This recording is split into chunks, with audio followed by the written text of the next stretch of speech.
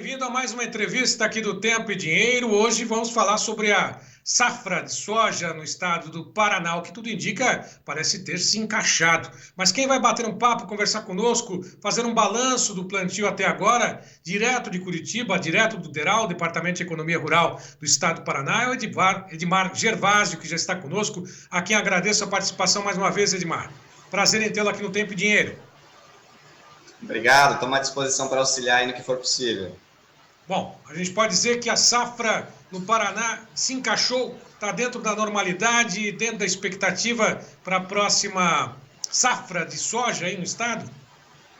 De certa forma, sim. Então, a gente teve aí uma evolução bastante consistente no plantio, trazendo, de certa forma, uma normalidade, especialmente a região oeste do estado, que estava, de certa forma, um pouco atrasada em termos de plantio, apesar da mudança do zoneamento, né, que a gente teve um escalonamento diferente nesta safra. A região oeste já podia plantar a partir do dia 1º de setembro, enquanto que em outras safras esse plantio acontecia apenas a partir do dia 10 de setembro.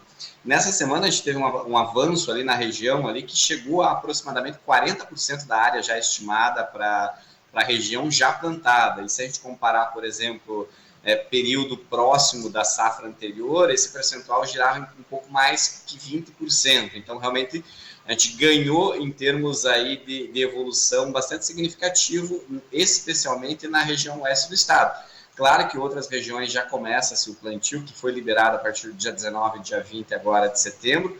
Em todo o estado já se permite o plantio, especialmente ali na região sul, que é onde a gente tem a maior área de plantio de soja. Então, devemos ter aí, ainda no decorrer dessa semana, uma evolução no plantio que deve se refletir na próxima semana em percentuais maiores ainda de plantio, e torcer para voltar as chuvas aí para ajudar nessas lavouras que estão sendo implementadas. Bom, a evolução do plantio até agora, você disse que avançou bastante, representa em hectares quanto da área prevista? Como a gente tem uma área estimada de 5,8 milhões de hectares no estado, isso aí, se confirmado, vai ser a maior área de plantio de soja para o estado do Paraná. Nesse momento, a gente plantou em torno de 600 mil hectares. Para se ter uma ideia, na semana passada a gente estava com 1%, nem 1% plantado, ou seja, a gente tinha aproximadamente 30 mil hectares. A gente pode dizer que em uma semana foram plantados mais de 500 mil hectares no estado, que é relevante, e em situações anteriores a gente já superou esse número de plantio, ou seja, temos potencial e temos maquinário e tecnologia, obviamente, para ter um plantio muito rápido à medida que as condições de clima sejam, vamos dizer assim, favoráveis.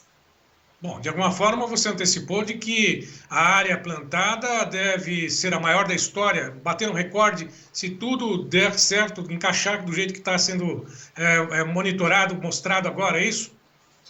O cenário se desenha para isso, né? Mais uma safra onde a soja basicamente domina o estado. Então, das principais culturas de grãos, aí, as culturas de verão, a soja é disparada a principal cultura aí, e nesse ano não é diferente. Então, a gente tem aí mais de 90% de tudo que é plantado nessa safra de verão é soja. Então, ela realmente domina, e você anda pelo estado, você vai ver literalmente um mar de soja, e as demais culturas ficando, de certa forma, pontualmente, e produções de nicho aí nas principais atividades agrícolas do estado. Bom, preocupação com o clima, expectativas com relação ao clima nessa safra e principalmente no desenvolvimento das plantas a partir da germinação, como é que está? Nesse momento, a gente pode dizer que ainda há condições interessantes para o plantio no estado do Paraná. Entretanto, se a gente se confirmar das previsões aí de curto prazo, aí nos próximos dias, de um calor mais intenso pelo estado e pouca ou nenhuma chuva, isso deve trazer aí uma pausa no plantio. Entretanto, claro que isso precisa evoluir, a previsão não é uma assertividade de 100%, então, à medida que passam-se os dias, esse nível de previsão, ele cai drasticamente a assertividade, então a gente pode ter também mudanças de clima repentinas que podem beneficiar e, obviamente, evoluir no plantio. Mas, no primeiro momento, a gente está hoje, né, especificamente falando hoje, os próximos 2, 3 dias, ainda em condições de plantio ideais em praticamente todo o estado, e isso deve favorecer a evolução desse plantio. E a meteorologia diz que mais a longo prazo, então falando mais durante a safra, ali nos períodos de novembro e dezembro, estima-se que teremos um cenário de um clima mais seco, né, com menos chuvas. Se isso se confirmar, pode ser, de certa forma, um problema.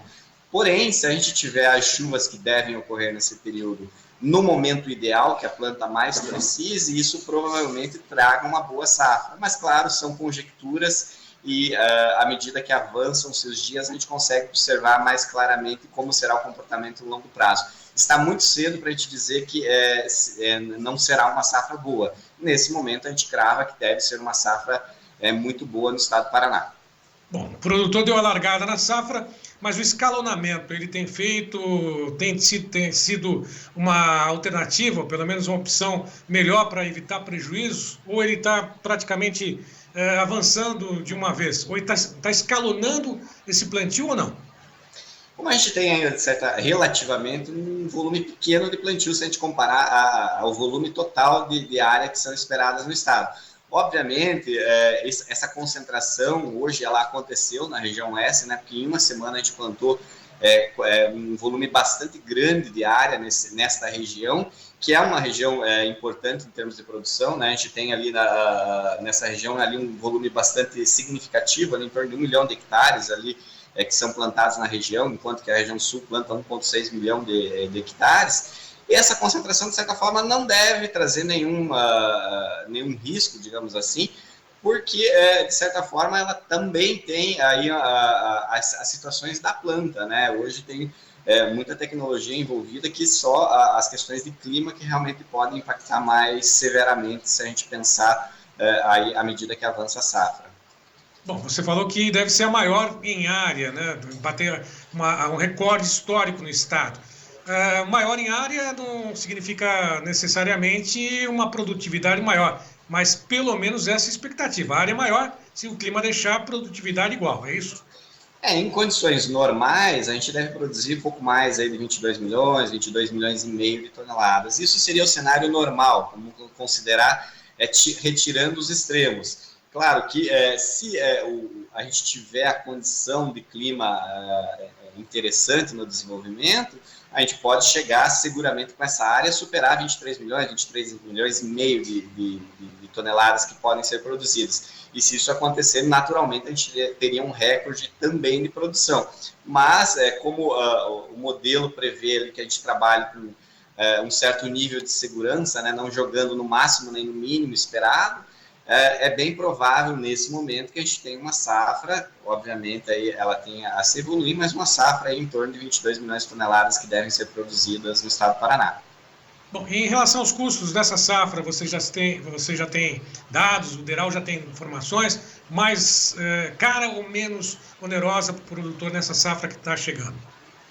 De modo geral, os custos de produção tiveram queda nessa safra, então a gente tem aí uma queda em torno de 10% aproximadamente, né? Não tem um número exato aqui, mas se a gente comparar a safra anterior, os custos de produção, de modo geral, estão menores, né? Principalmente de insumos. Então isso é um ponto interessante, considerando que a gente tem um custo também, um preço de venda também mais estável nessa safra. Então, a gente está aí nos últimos praticamente 6 meses com o preço navegando aí entre 118 a 125 reais. Então, é um preço que, de certa forma, está muito próximo à safra anterior, com um custo de produção menor para implementar essas lavouras. Bom, Edmar, só para poder finalizar, agradecer a tua participação conosco aqui. É lógico que todo produtor ele tem a expectativa de ter uma produção, né, adequada, né, ter o retorno financeiro para que isso realmente aconteça. Previsões com relação ao clima, projeções para o estado do Paraná, elas estão dentro ou não da normalidade? Né? Em comparação a esse 2024, não dá porque foi algo fora da curva. Uma expectativa um pouco melhor para o clima no estado do Paraná ou ainda é cedo para fazer essa projeção? De certa forma, o cenário de longo prazo, ele demonstra não ser favorável para as culturas que estão sendo implementadas. Mas, assim, repito e deve reforçar que isso é um cenário de longo prazo, então é muito difícil a gente cravar que ele de fato vai acontecer. E se eventualmente ele acontece, as chuvas, se elas acontecerem no ponto que a planta efetivamente precisa, isso provavelmente será benéfico. Então, é muita conjectura que a gente pode trabalhar em cima disso. Então, se a gente pensar no longo prazo, nesse momento, a previsão diz que a gente terá um clima com menos chuvas. Então, isso pode ser um agravante, mas ainda é muito cedo para a gente cravar um cenário adverso para a safra de soja e milho que estão sendo plantados aqui no estado do Paraná. Bom, o Teral trabalha com números, projeções, perspectivas, né? Qual que seria, entre aspas, a orientação para o produtor no estado do Paraná que vem com essa safra agora? Para finalizar contigo. O produtor de soja ele é um empresário hoje, então são grandes áreas, é uma atividade de certa forma rentável ao longo do tempo, né? Obviamente você tem safras pontualmente frustradas, mas ao longo do tempo a soja é disparado o produto mais interessante em termos de volume de área, né? Em áreas grandes é disparado a atividade que mais remunera o dinheiro investido na atividade agrícola no estado do Paraná. E nessa safra provavelmente não será diferente, obviamente, se a gente trabalhar ela dentro de uma normalidade.